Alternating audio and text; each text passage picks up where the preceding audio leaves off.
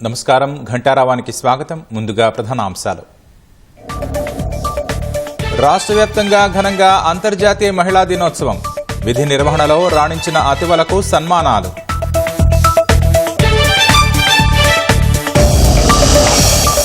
రాష్ట్రంలోని పలు రైల్వే ప్రాజెక్టులపై అశ్విని వైష్ణవ్కు మంత్రుల వినతులు. వరంగల్కు రైలు రింగ్ రోడ్డు ప్రకటించడంపై కోమటిరెడ్డి హర్ష. ఎంపీల సమావేశానికి హాజరు కాకూడదని బీజేపీ నిర్ణయం. డిప్యూటీ సీఎం భట్టి విక్రమార్కకు లేఖ రాసిన కేంద్ర మంత్రి కిషన్ రెడ్డి.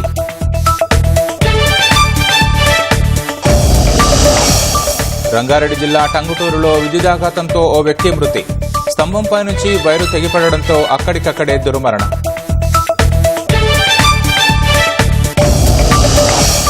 పుతిన్పై తనకు విశ్వాసముందన్న ట్రంప్. ఉక్రెయిన్తో పోలిస్తే రష్యాతో డీల్ సులభమని వ్యాఖ్య.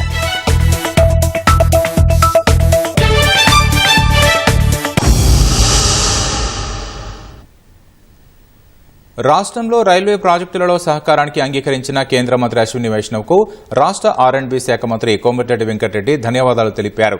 మంత్రులు సీతక్క, కొండా సురేఖ, వరంగల్ ఎంపీ కావ్య, చామల కిరణ్ కుమార్ రెడ్డి సహా ఇతర కాంగ్రెస్ నేతలతో కలిసి శంషాబాద్ ఎయిర్పోర్టులో కేంద్ర మంత్రిని కలిశారు. పలు అంశాలపై వినతిపత్రం అందించారు. మహబూబ్నగర్లోని దివిటిపల్లిలోని ఎలక్ట్రానిక్ ఉత్పత్తుల పరిశ్రమ సందర్శనకు వెళుతున్నట్లు కేంద్ర మంత్రి అశ్విని వైష్ణవ్ తెలిపారు.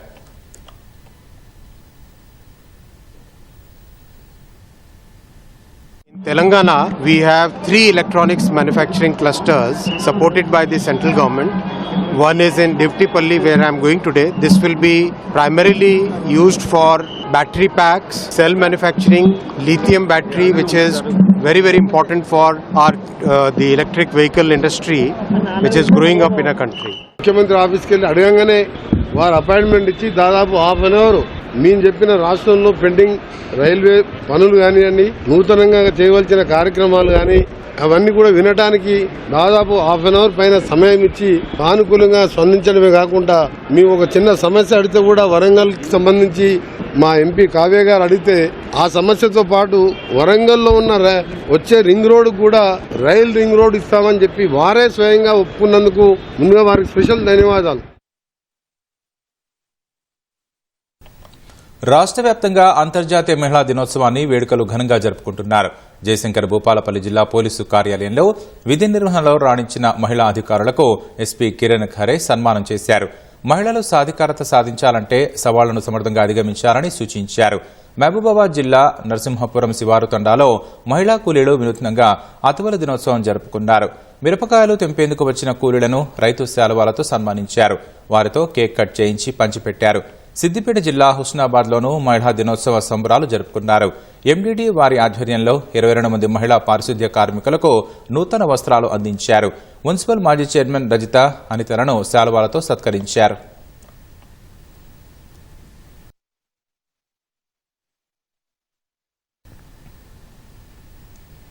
మహిళల స్వావలంబనే లక్ష్యంగా ఇందిరా మహిళా శక్తి పాలసీని ప్రభుత్వం నేడు విడుదల చేయనుంది. ఆర్టీసీలో మహిళా సంఘాల అద్దె బస్సులకు ముఖ్యమంత్రి జెండా ఊపనున్నారు. రాష్ట్ర వ్యాప్తంగా స్వయం సహాయక బృందాలు చేపట్టనున్న 64,000 మెగావాట్ల సౌర విద్యుత్ ప్లాంట్లను సీఎం వర్చువల్ గా శంకుస్థాపన చేస్తారు. అంగన్వాడీల్లో 14,000 టీచర్లు, హెల్పర్ల నియామకానికి నేడు నోటిఫికేషన్ విడుదల కానుంది. మహిళా దినోత్సవం సందర్భంగా సికింద్రాబాద్ పరేడ్ మైదానంలో భారీ బహిరంగ సభకు ప్రభుత్వం ఏర్పాట్లు చేసింది. మహిళా దినోత్సవాన్ని ఘనంగా జరిపేందుకు ప్రభుత్వం ఏర్పాట్లు చేసింది. సికింద్రాబాద్ పరేడ్ గ్రౌండ్ లో సాయంత్రం భారీ బహిరంగ సభ నిర్వహించనున్నారు. ఇందిరా మహిళా శక్తి మిషన్ 2025 ను ప్రభుత్వం విడుదల చేయనుంది. 1 కోటి మంది మహిళల్ని కోటీశ్వరులు చెయ్యాలన్న ప్రభుత్వ లక్ష్యానికి అనుగుణంగా ఇందిరా మహిళా శక్తి పాలసీ రూపొందించారు. అతివల ఆర్థిక స్వేచ్ఛ, ఉపాధి కల్పన, సంపద సృష్టి ప్రధాన లక్ష్యాలుగా తయారు చేసినట్లు ప్రభుత్వం తెలిపింది. స్వయం సహాయక బృందాల విస్తృతి పెంచడం కోసం సభ్యుల కనీస వయస్సును 18 నుంచి 15కు, గరిష్ట వయస్సును 60 ఏళ్ల నుంచి 65కు పెంచుతూ ప్రభుత్వం నిర్ణయం తీసుకుంది. ప్రస్తుతం స్వయం సహాయక సంఘాలు గ్రామాల్లో సెర్ప్, పట్టణాల్లో మెప్మా ఆధ్వర్యంలో నిర్వహిస్తుండగా నూతన విధానంలో మహిళా శక్తి సంఘాలన్నింటినీ ఒకే గొడుగు కిందికి తీసుకొచ్చారు. ఇందిరా మహిళా శక్తి మిషన్ 2025 ను సికింద్రాబాద్ పరేడ్ గ్రౌండ్ లో సీఎం రేవంత్ రెడ్డి విడుదల చేయనున్నారు. మహిళా సంఘాలు ఏర్పాటు చేయనున్న సౌర విద్యుత్ ప్లాంట్లకు ముఖ్యమంత్రి రేవంత్ రెడ్డి పరేడ్ గ్రౌండ్ వేదికగా వర్చువల్ గా శంకుస్థాపన చేస్తారు. ఒక్కో జిల్లాలో 2 మెగావాట్ల చొప్పున 32 జిల్లాల్లో 64 మెగావాట్ల సౌర విద్యుత్ ప్లాంట్ల నిర్మాణానికి శ్రీకారం చుట్టనున్నారు.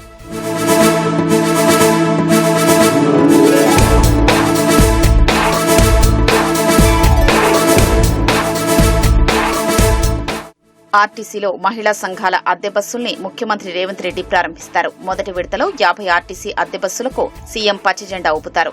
తొలి విడతలో 150 మండల మహిళా సమాఖ్యలకు 150 అద్దె బస్సులు కేటాయించారు. ఆ తర్వాత మరో 450 సంఘాలకు ఇవ్వనున్నారు. మహిళా సంఘాలకు ఆర్టీసీ నెలకు 77,220 రూపాయల అద్దె చెల్లించనుంది. పూర్తిగా మహిళలే నిర్వహించేలా 31 జిల్లాల్లో పెట్రోల్ బంకులు ప్రారంభించేందుకు చమురు సంస్థలతో నేడు ఒప్పందాలు జరగనున్నాయి. ప్రయోగాత్మకంగా నారాయణపేట జిల్లాల్లో మహిళల పెట్రోల్ బంకును ఇటీవలే సీఎం రేవంత్ రెడ్డి ప్రారంభించారు. వడ్డీ లేని రుణాల చెక్కుల్ని మహిళా సంఘాలకు పరేడ్ గ్రౌండ్ వేదికగా సీఎం రేవంత్ రెడ్డి అందజేస్తారు. ఏడాది కాలంలో ప్రమాదవశాత్తు మరణించిన 400 మంది మహిళా సంఘాల సభ్యులకు 40 కోట్ల రూపాయల ప్రమాద బీమా చెక్కుల్ని ఇవ్వనున్నారు.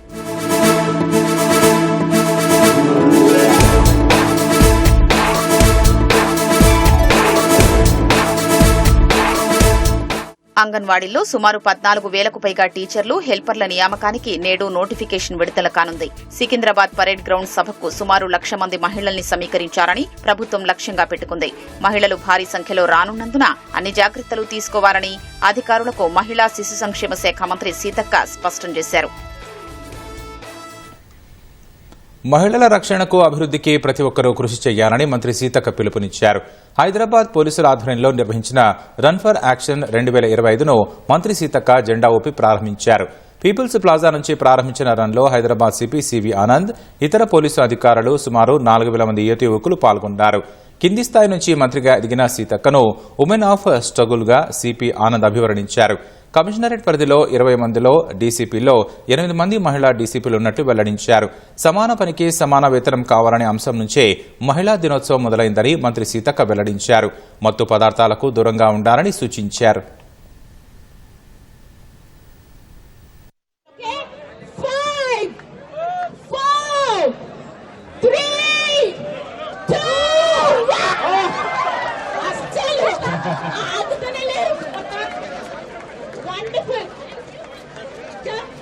Seated garu for flagging off our 5K run.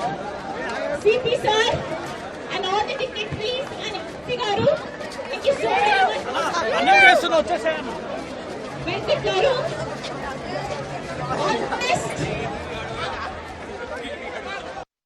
ఎప్పుడు పోలీస్ మీదనే డిపెండ్ కాకుండా తోటి సోదరులు ఒక ఆడకూతురు రోడ్డు మీద వెళ్తుంటే తమ సిస్టర్ లాగా, తమ మదర్ లాగా, తమ ఇంట్లో ఒక ఆడకూతురు లాగా చూస్తే తప్పకుండా ఎప్పుడైనా ఎక్కడైనా ఏ టైంలో అయినా ఉమెన్ సేఫ్టీగా ఇంటికి తిరిగి రాగలుగుతుంది. కాబట్టి ఈ ఇంటర్నేషనల్ ఉమెన్స్ డే సందర్భంగా ప్రతి ఒక్కరం కూడా ప్రతినబూనుదాం. సమయం తెల్లవారుజాము 4 గంటలు. ప్రదేశం సైదాబాద్ చౌరస్తా. ఓ ఆర్టీసీ బస్సు రైమ్ అంటూ అటువైపుగా దూసుకొచ్చింది. బస్సు రన్నింగ్లో ఉండగానే కొందరు అందులోకి ఎక్కి 50 నుంచి 60 కిలోల బరువున్న మూటల్ని ఎత్తుకొని దిగారు. వారు ఎవరా అని ఆరా తీస్తే ఆ మహిళలంతా మాదన్నపేట మండిలో ఏళ్ల తరబడి కూరగాయల మూటలు మోస్తున్న కూలీలు కాని కూలీలు. నగరం నిద్రపోతున్న వేళ చీకట్లను చీల్చుకుంటూ జీవన పోరాటానికి సిద్ధమవుతారు. అంతర్జాతీయ మహిళా దినోత్సవం సందర్భంగా మాదన్నపేట మండిలోని మహిళా కూలీలపై ఈటీవీ ప్రత్యేక కథనం. మాదన్నపేట మండి ఇక్కడ అర్ధరాత్రి నుంచే మహిళల జీవన పోరాటం మొదలవుతుంది. సో ఒక్కొక్కరిని కదిలిస్తే వాళ్ళ మూటల వెనుక ఎన్నో కన్నీటి గాథలు ఉన్నాయి. మరి ఆ మహిళల గాథలు ఏంటో ఒకసారి చూసేద్దాం.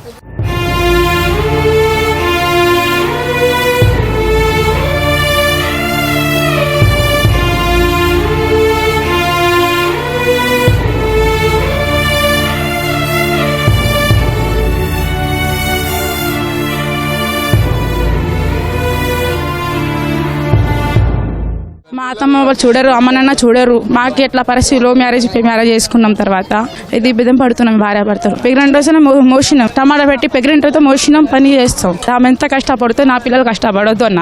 పెద్దనికి ఎక్కువ మంచి పోలీస్ కావాలి, దేవుని మొక్కినాం. చిన్ననికి ఇంజనీర్ కావాలి, ఒక పట్టువారి కావాలంటే అది మొక్కుతున్నాం. మేమే కష్టాలను కడుపులో దాచుకుని టన్నుల కొద్దీ బరువు బాధ్యతల్ని ప్రేమగా తలపై మోస్తున్న అరుణ వంటి తల్లులెందరో హైదరాబాద్లోని ఈ మాదన్నపేట మండీలో కనిపిస్తారు. బతుకు తెరువు కోసం నల్గొండ, పాలమూరు జిల్లాల్లోని గిరిజన కుటుంబాలు భాగ్యనగరానికి వచ్చి సైదాబాద్ సమీప ప్రాంతాల్లో అద్దెకు ఉంటున్నారు. మాదన్నపేట మండీలో కూరగాయల మూటలు మోస్తూ కుటుంబాలను పోషించుకుంటున్నారు.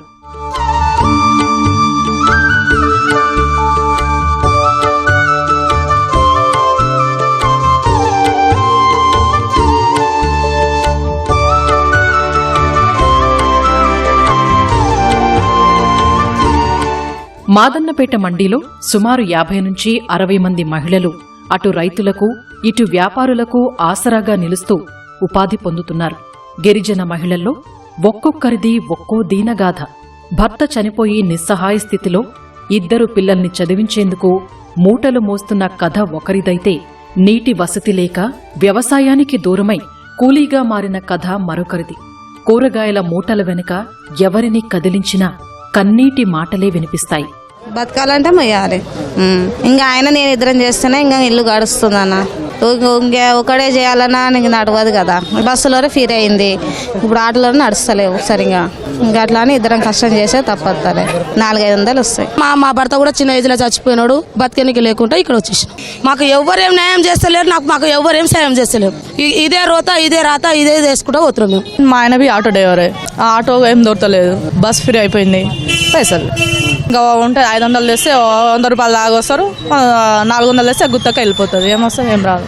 ఇంకా ఇల్లు గడవాలంటే ఇంకా మేమే చేయాలి. ఎప్పుడో ఒకసారి పోతారు ఆటోకు, అది ఇది జమ చేసి కిరాయి ఇల్లు 7,000-8,000 ఇల్లు ఉన్నాయి కిరాయి రెంట్ కట్టాలి, పిల్లల ఫీజులు. చాలా ఏడుపు వస్తుంది. ఆ మూటలు మోయాలంటేనే నడవనికి రాదు, కళ్ళల్లో నీళ్ళు వస్తుంది. ఇంకేం చేస్తాం, మోయాల్సింది తప్పదు. వీరంతా ప్రతిరోజు తెల్లవారుజాము 2 గంటలకే నిద్రలేచి మాదన్నపేట మండీకి చేరుకుంటారు. శివారు గ్రామాల నుంచి వచ్చే ఆర్టీసీ బస్సులు, మినీ వ్యాన్ల కోసం ఎదురుచూస్తుంటారు. అందులో వచ్చే ఆకుకూరల మూటలు మండీకి మోసుకెళ్లేందుకు పోటీ పడుతుంటారు. పరిగెట్టే బస్సులు ఎక్కి కూరగాయ బస్తాలు చేజిక్కించుకుంటారు. రిక్షా వాలాలతో పోటీ పడుతూ మోస్తుంటారు. 50 నుంచి 70 కిలోలున్న ఒక్కో మూటను తలపై పెట్టుకుని పరుగు పరుగున వ్యాపారుల వద్ద దించుతూ ఉంటారు. బరువును బట్టి ఒక్కో మూటకు రైతులు 20 నుంచి 30 రూపాయలు చెల్లిస్తారు. కొందరు మహిళలు తమ సామర్థ్యానికి మించి 2 నుంచి 3 మూటలు కూడా మోస్తుంటారు. 60 ఏళ్ల లక్ష్మమ్మ ఆరోగ్యం సహకరించకున్నా దాదాపు 50 నుంచి 60 కిలోల మూటను అవలీలగా తలపై పెట్టుకుని వెళ్లిపోతుంది. ఈ వయసులో నీకెందుకీ కష్టం లక్ష్మమ్మ అని పలకరిస్తే ఇలా చెబుతోంది. నేను చిన్నప్పుడు 10 రూపాయలకు మోసాను. నాకు వచ్చింది బిడ్డ, నేను చాలా కష్టం అనేది వచ్చి నా బాధ నేను చేసుకుంటున్నా. 2 కొడుకులు 2 బిడ్డలు. నాకు ఒక బిడ్డ చచ్చిపోయింది. మోయాలంటే ఇంటికాడ కూర్చుంటే ఎవరు పెడతారు? ఏ కొడుకులు పెడతారు? 3 గంటలకు రాత్రి 400-300 మోసుకుపోతా. బాగుంటుంది. 60 కిలోలు 70 కిలోలు ఉంటుంది. అవి పోటీ పడి వాళ్ళతోటి మోస్తున్నావు. మరి రూమ్ల కిరాయి కట్టుకుంటాయి. 3 ఏళ్ళు నాదే తింటున్నా. ఈ మహిళా కూలీలు ఆయాసం వచ్చినా, అలుపనిపించినా, అనారోగ్య సమస్యలు వేధిస్తున్నా కుటుంబ పరిస్థితులు గుర్తు చేసుకుంటూ పదిలంగా మూటలను చేర్చాల్సిన చోటికి చేరుస్తుంటారు. ఇగో బొక్కలు అరిగినాయి మూటలు మోసి ఇవి పెట్టుకోకపోతే నెత్తిన వస్తుంది సార్. ఏం చేయాలి? రాకపోతే ఇంట్లో నడవదు. మా ఆయన లేడు, చచ్చిపోయాడు. ఎన్ని దినాలు ఈ బాధపడు, మేము ఈ కష్టపడు. ఎప్పుడు మాకు నిమ్మలమేముండదు. ఏ ఆనకాలం దినం వస్తానైతే ఆగం నీళ్ళల్లో నిలబడు. దగ్గు దమ్ము ఈ రోగాలు వస్తున్నాయి. ఈ చేసిన కష్టం ఈ రోగాలకే నా బిడ్డ. ఏం చేయాలో ఇక గిట్లనే 3 రోజులకు దవాఖాన చేసిన కష్టం. 3 రోజుల దవాఖానకే పెట్టుడుంది. 3 గంటలకు వస్తాం మేము. మళ్ళీ ఈవినింగ్ ఇప్పుడు 8-9 గంటల వరకు వెళ్ళిపోతాం. అట్లా పడతాం, మళ్ళీ లేస్తాం, హాస్పిటల్కి వెళ్తాం, చూసుకొస్తాం. ఇదే ఇంజక్షన్ ఎప్పించుకొస్తాం. మళ్ళీ ఒక 2 రోజులు 3 రోజులు రెస్ట్ తీసుకుంటాం, మళ్ళీ వస్తాం. కొందరు మహిళలు బరువు మొయ్యలేక కింద పడి గాయాల పాలైన సందర్భాలు చాలానే ఉన్నాయి. మూట బరువుకు మెడనరాలు తెగి ఓ మహిళ చనిపోయిన ఘటన గుర్తు చేసుకుంటూ ఆవేదన వ్యక్తం చేస్తున్నారీ నారీమణులు. మార్కెట్లో కొంతమంది బరువు ఎత్తుకునే బట్టలు చచ్చిపోయారు. చాలా మంది అట్లనే అవుతున్నాయి. ఒకవేళ కాలు ఇరిగిపోతుంది, చేయి ఇరిగిపోతుంది. మనం ట్రాఫిక్ అయితే ఎత్తుకొని నిలబడితే మెడలు కూడా పట్టుకుంటాయి. ఏదో ఇక ఇల్లు నడవదు కాబట్టి వస్తున్నాం మేము. కానీ వాళ్ళ మూటలు కూడా చాలా బరువుగా కట్టుకొస్తారు కదా. ఎట్లా చూస్తారు? ఎవరైనా నూక్కుంటూనే పోతారు, మళ్ళీ నూక్కుంటారు పోతారు, పడిపోతాం. ఇక ఏం చూస్తారు? ఇక మళ్ళా వర్షం పడ్డది ఒక మళ్ళీ ఘోరంగా ఉంటుంది మార్కెట్. పేదవాళ్ళం కదా, కూలి పని చేసి ఏదైనా చేస్తేనే మాకు వెళ్తుంది. ఇక ఒకరు వచ్చే 2-3 రోజులు ఆరోగ్యం మంచి లేకుండా ఇంటికాడ ఉండిపోయినామనుకో అప్పులో పైన సో ఏదో తీసుకొని మళ్ళీ చూపించుకొని మళ్ళీ రావాలి. ఆరోగ్యం కరెక్ట్ అవుతుందా మళ్ళీ రావాలి మార్కెట్లో. మాకు ఆదుకున్న వాళ్ళు ఎవ్వరు లేరు. ఒక్క ఆమె పాపం అవి చిన్న మెంతం గంప ఎత్తుకొని చనిపోయింది. అప్పుడు గంప ఎత్తుకుంది కదా, బరువు ఎత్తుకుంది, బరువు తట్టుకోలేక ఆ బరువు మీద వేసుకొని మెడలు ఇరిగి చనిపోయింది. చాలా మార్కెట్లలో పురుషులే హమాలీలుగా పనిచేస్తూ పెద్ద పెద్ద బరువులు మోస్తుంటారు. మాదన్నపేట మండీలో మాత్రం పురుషులు పెద్దగా కనిపించరు. ఆడవాళ్లే హమాలీలుగా పనిచేస్తున్నారు. అయినా ఇక్కడి గిరిజన మహిళలకు గుర్తింపు అంతగా లేదు. పైగా కొందరు హేళనగా చూస్తారని, పరుష పదజాలంతో దూషిస్తుంటారని ఆవేదన వ్యక్తం చేస్తున్నారు. 4 నుంచి 6 గంటలు కష్టపడితే దొరికేది రోజుకు 300 నుంచి 500 రూపాయలు. ఇక్కడ ఏది వసతులు లేవు. మార్కెట్లా మస్తు బాధ అవుతుంది. అంతా బుడద అవి వర్షాకాలం వస్తే అస్సలు మేము మొయ్యలేకపోతున్నాం. మూటలు చాలా బాధ అవుతుంది. బాత్రూములు లేవు. ఈడొకటి వీళ్ళు అడక తింటోళ్ళు అన్నట్టుగానే చూస్తారు. మొత్తం ఇక్కడ మొత్తం అసలు సౌలైతే లేదు. రోజు గిరాకీని బట్టి ఉంటుంది. 500-600 మోసే వాళ్ళు 1000 అట్లా మోస్తారు. అది మన ఓపికను బట్టి ఉంటుంది. ఎక్కువ బరువు మోయాలంటే కూడా కష్టం కదా. బాగా సీజన్ ఉన్నప్పుడు బాగానే వస్తుంది. 200-300 వరకు వస్తుంది. సరిపోదు. ఈ కూలి పని చేస్తేనే ఇప్పుడు వెళ్తేనే పూట గడుస్తుంది. ఇంటికాడ పోతే 300 కూలి, పొద్దుగాల పోతే పొద్దుగూకులు సాయంత్రం 5 దాకా కూలికి పోతే 300 వస్తుంది. ఇక్కడ అంటే గిట్టుబాటు అవుతుందేమో అని వచ్చినాం. రోజుకి మోస్తాం ఒక 50 మూటలు 40 అట్లా మోస్తాం. ఒక్కొక్క మూట బాగానే 40 కిలోలు 45-30 అట్లా ఉంటుంది.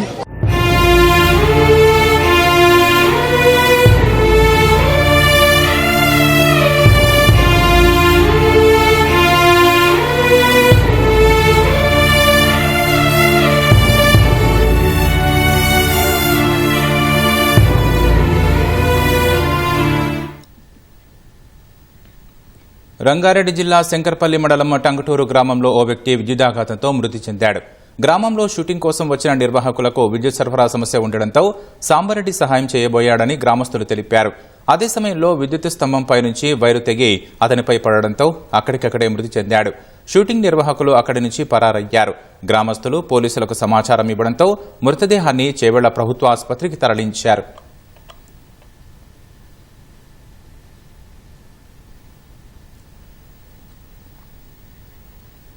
హైదరాబాద్ బోరబండ పోలీస్ స్టేషన్ పరిధిలోని సంజయ్ నగర్లో గ్యాస్ సిలిండర్ ప్రమాదం జరిగింది. తెల్లవారుజామున 3:30 గంటల ప్రాంతంలో ఓ ఇంట్లో సిలిండర్ పేలగా 5గురికి తీవ్ర గాయాలయ్యాయి. బాధితులను స్థానికులు గాంధీ ఆసుపత్రికి తరలించారు. పేలుడు ధాటికి సమీపంలోని ఇళ్లు సైతం దెబ్బతిన్నాయి. అగ్నిమాపక సిబ్బంది సహాయక చర్యలు చేపట్టగా ప్రమాదానికి గల కారణంపై పోలీసులు దర్యాప్తు చేస్తున్నారు.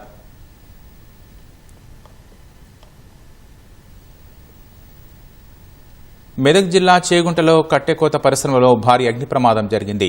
పరిశ్రమలోని యంత్రాలు, కర్రదుంగలు, రేకుల షెడ్ మంటల్లో దగ్ధమయ్యాయి.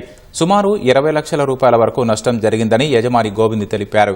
విషయం తెలుసుకున్న అగ్నిమాపక సిబ్బంది మంటలను అదుపు చేశారు. ప్రమాదానికి గల కారణాలపై పోలీసులు విచారణ చేస్తున్నారు.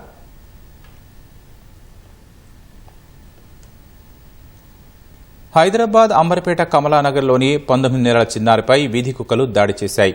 ఇంటి ముందు ఆడుకుంటుండగా చిన్నారి శ్రీలక్ష్మిపై కుక్కలు దాడి చేశాయి. తీవ్ర గాయాలైన పాపను స్థానికులు ఫీవర్ ఆసుపత్రికి తరలించారు.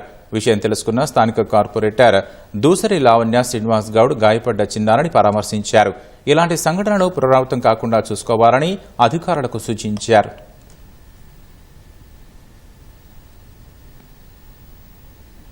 యాదగిరిగుట్ట శ్రీ లక్ష్మీ నరసింహస్వామి బ్రహ్మోత్సవాలు వైభవంగా జరుగుతున్నాయి. 7వ రోజు సందర్భంగా రాత్రి ఎదుర్కోలు మహోత్సవం ఘనంగా నిర్వహించారు. కార్యక్రమంలో యాదాద్రి భువనగిరి జిల్లా కలెక్టర్ హనుమంతరావు, ఆలయ అధికారులు పాల్గొన్నారు.